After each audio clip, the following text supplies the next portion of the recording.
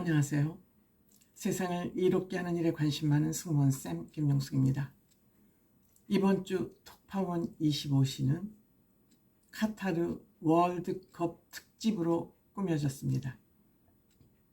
지난번에 방송되었던 내용을 편집 모아서 스페셜로 내보냈습니다. 하지만 패널들은 스튜디오 녹화를 별도로 진행을 했습니다.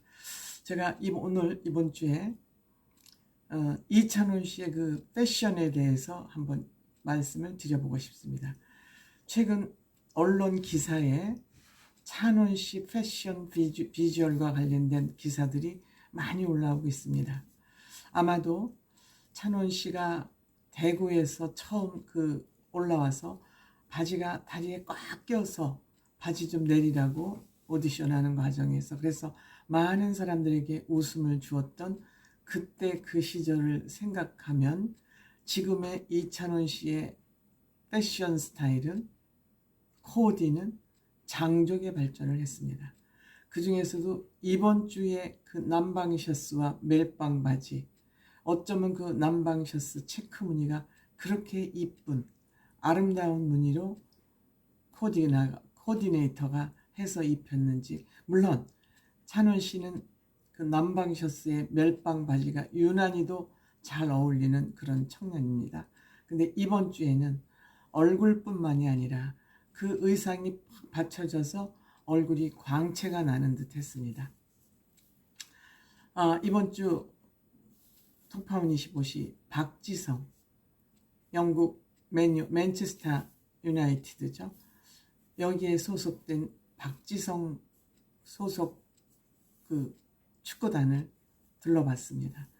박지성 유니폼도 보였고, 하여튼 박지성은 아시아의 최고 스타라는, 또 한국인 최고의 프리미어 진출이라는 그러한 최초라는 수식어를 너무너무 많이 가지고 있는 사람이죠. 영원한 캡틴 박지성이라는 그러한 수식어를 가지고 있고, 그 얼굴에서의 그 진지함, 말 한마디 한마디의 진지함이 오늘날 박지성이라는 사람을 만들어내지 않았나. 물론 아버지 어머니가 그 정육점을 하시면서 박지성이를 뒷바라지한 그 부모님의 후원도 대단하지만 본인의 집념이 아니면 되는 것이 없지요. 그래서 맨유의 굉장히 유명한 감독, 장기 감독 퍼거슨 감독은 최고 선수다. 최고 선수다. 그리고 이 맨유의 전용 구단은 7만석이나 들어갈 수 있는 그런 구단이라는 걸 보고 깜짝 놀랐습니다. 우리나라하고는 축구 환경이 다르구나, 영국은. 그럼에도 불구하고 우리나라 선수들이 외국에 나가서, 국제 무대에 나가서 저렇듯 큰 인물로 활동을 하고 있는 거 보면 대한민국의 DNA는 대단한 민족의 DNA를 가지고 있다. 그럼에도 불구하고 정치하는 사람들이 개판을 치는 바람에 국민들은 끊임없이 고통에서 벗어날 일이 없다. 정신적 고통, 경제적 고통, 물리적 고통을 헤어나지 못하고 있다. 이런 말씀을 또 드리지 않을 수 없군요. 그 다음에 손흥민이 지금 살고 있는 그 주택단지는 월세가 6,700만 원이나 드는 그런 주택단지라고, 그곳에서 손흥민 씨가 살고 있습니다. 지금 손흥민 씨는 이 축구단이 얼마나 대단한 축구단이냐면, 축구단 전용 구장을 만드는데 1조 5천억이 들었다고 합니다. 1조 5천억. 그런데 손흥민 씨가 이 개관 기념 공연 경기에서 비유럽 선수, 즉 아시아 선수로서 첫 골을 넣으면서 득점한 그런 선수로 남았다고 합니다. 그 광장에 한글로 손흥민 안녕하세요 라는 글이 새겨져 있고, 손흥민 씨 사진도 큼지막하게 그 벽에 걸려 있고, 손흥민 씨의 그 신화는 현재 진행형이라는 것입니다. 물론 이용표 씨도 이 구단 출신이라고 합니다. 2015년도에 토트넘하고 손흥민 씨가 처음 계약을 했으니까 지금 몇 년입니까? 7년 계속 연장 계약을 해가고 있는 거 아닌가 생각합니다. 그리고 손흥민 씨 그 라카룸에 각 선수마다 그 자리가 있고 라카룸에 기념 촬영을 할 수 있도록 되어 있는데 손흥민 씨하고 사진을 찍으려고 그러는 길이 가장 기다리는 사람들이 팬들이 많다고 합니다. 조원진 선수도 아들을 데리고 거길 갔었는데 라카룸에 갔는데 10여 분을 기다려서 같은 동료임에도 불구하고 선배임에도 후배죠, 후배. 불구하고 손흥민 선수 라카룸 그 자리에 손흥민 선수 자리에서 사진을 찍기 위해서 10분을 기다렸다랍니다.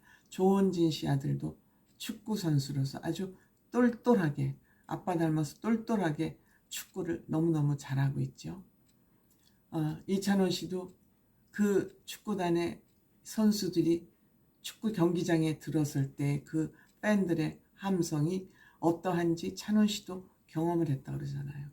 그때 대구에서인가요? 어딘가 야구 경기에 오프닝 공연을 하러 갔는데 찬원 씨가 그 선수들이 출입하는 그 문을 통해서 구장에 오르는데 그 함성이 우렁찬 함성이 정말 소름이 돋을 정도로 감동적이었다 그러지 않습니까? 찬원 씨도 그런 경험을 한번 해봤기 때문에 이 영국의 맨유나 토트넘은 어떠할지 상상이 간다. 이런 얘기를 하고 또 조원희 씨는 그 선수들끼리 경기가 끝나고 유니폼을 바꿔 입는 상대방의 유명 선수하고 유니폼을 바꿔 입기를 서로 기대한답니다. 본인들에게도 그것이 기념이 되니까 본인도 유명한 선수지만 상대팀의 그 선수들은 또 다른 또 스타성을 가지고 있기 때문에 근데 조원진 선수 유니폼이 언젠가 바꿔 입은 유니폼이 언젠가 SNS에 경매 물품으로 나와서 본인이 50만 원을 주고 샀다 그러지 않습니까? 근데 이제 이번에는 양세찬 씨가 가위바위보해서 가져가서 양세찬 씨도 당근마켓에 내놓겠다 그럽니다. 당근마켓에 내놓으면은 100만 원에 내놓더라도 본인이 또 사야 되겠다. 그런 이제 재미있는 얘기로 마무리가 됐습니다. 어쨌든 이번에 우리가 가나하고 3대2로 졌지만 제가 보기에 대한민국 축구 실력이 굉장히 향상이 됐습니다. 업그레이드 됐습니다. 별로 패스가 실수가 많지 않고요.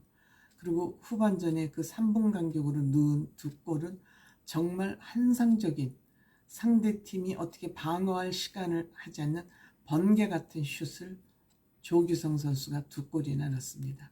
월드컵 사상 한 선수가 한 경기에서 두 골을 넣은 건 이번이 처음이라고 합니다. 졌지만 저는 훌륭한 경기를 했다. 우리나라 선수들의 경기력, 조직력, 훈련량이 굉장하다 하는 걸 느낄 수 있었습니다. 지고 이기는 게 중요한 게 아니라 팀워크나 팀 개개인의 실력이 중요하죠.